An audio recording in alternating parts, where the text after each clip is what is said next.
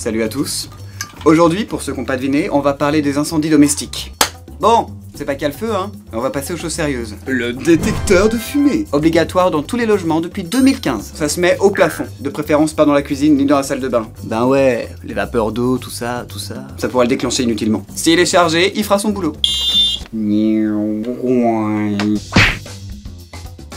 Très important. Est-ce que votre installation de chauffage a été contrôlée? Ça permet d'éviter les incendies de chaudière et les intoxications au monoxyde de carbone. Vous savez, ce gaz incolore et inodore qui cause nausées, vomissements et maux de tête. Il y a peut-être quelque chose qui bouche la cheminée, hein. Côté chambre, c'est bien joli les cigarettes au lit ou les soirées romantiques à la bougie, mais je vous fais pas un dessin. Et c'est valable aussi pour les vêtements sur les radiateurs électriques. Pareil à la salle de bain. Laissez pas un sèche-cheveux ou un fer à lisser branché quand vous êtes absent. Votre assureur vous dira merci. Merci. Ne surchargez pas les multiprises. Et ça vaut dans toutes les pièces. Imaginons que vous n'avez pas encore vu cette vidéo et que par malheur un incendie se déclare chez vous. Qu'est-ce qu'on fait? Hein? Qu'est-ce qu'on fait?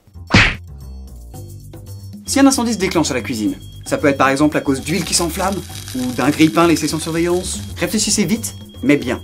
Si le feu est gras, ne jetez pas d'eau dessus, étouffez-le avec des tissus. Si c'est le grille-pain, mais surveillez-le, bon sang.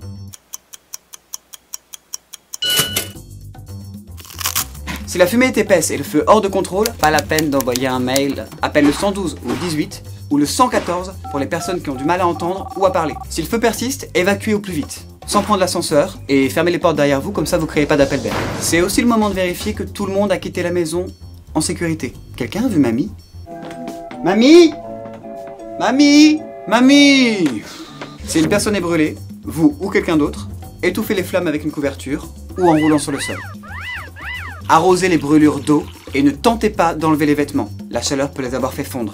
Un peu comme du fromage sur une pizza. Une fois dehors, ne jouez pas les super-héros. Ne retournez surtout pas vers les flammes. Pour finir, si vous êtes bloqué dans une pièce, si en touchant une porte, vous sentez de la chaleur, n'ouvrez surtout pas. Bouchez les interstices avec du tissu mouillé pour empêcher la fumée de rentrer. Et si ça ne suffit pas, rampez au niveau du sol pour éviter la fumée. Et couvrez-vous le nez et la bouche avec un mouchoir humide en attendant les pompiers. Ben voilà, je vous ai donné toutes les infos.